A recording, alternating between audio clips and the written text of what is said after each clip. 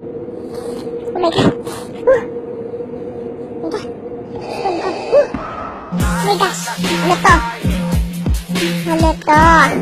Ang ina, nasa fever. Oh my God! Si Kai ba yun? O diba bongga? Bibig lang pero kilala ko. Oh my God! Yes, yun! Oh my God! Yung lollipop! Oh my gosh! How to be a lollipop? Parehas ka na ni Oh my God! Mahilig sumubo. Ang ina, parang kilala ko to. Si Sehun ko, no? Ay, oo nga, sabi ko. Oh my God! Baba pa lang. Oh my God! Kai! Oh my God! Sugat sa mukha. Oh my God! Nakano yan? Inapi ka ba nila? Oh my God! Sino umaki sa'yo? Ay, teka, baka may nangyari sa inyo ni Kyungsung kaya nagkaganyan ka, ha? Oh my God, hindi kita mapapatawad. Ay, oh my God, may tinawagan si Bacon. Oh my God. Siya, tinawagan niya si Taeyeon. May kapabalikan ka na ba? Oh my God. Joke lang. Ay, teka. Ay, sabi na to. Ay, shit. Wala. Sabi hindi na daw pwede. Joke. Oh my God. Ay, haray. Si Kai ulit bida, oh. Tignan mo. Oh, nakaputi siya, diba? Hindi siya pinagsusuot ng item kasi hindi siya makikita. Ay, taray! Taray ng baba ng kuya niyo. Oh my God. Bakit wala si Chanyo? Diba siya si Yoda? Ayan, security notice.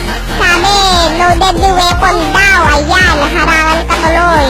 Baba mo kasi pamatay. Medyo, sorry na sa mga Sehun stance dyan. Oh my God! Ang pogi naman ng pogi! Oh my God! Grabe, yung boses ko maawa ka, putayis.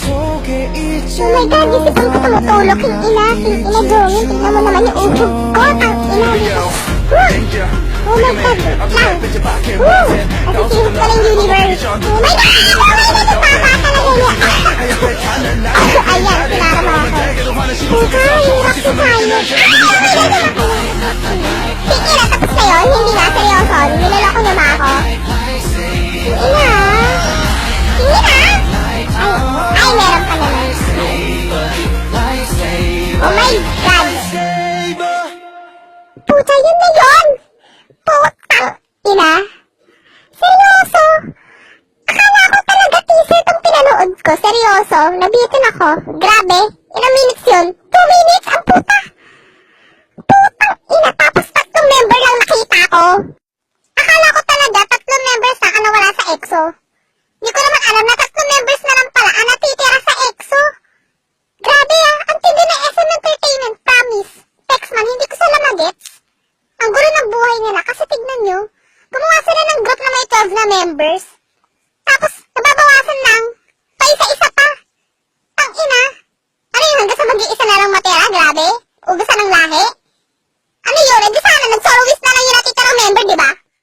Gagawa ng grupo tapos tatanggalan din ng members. Ano, gago ba tayo?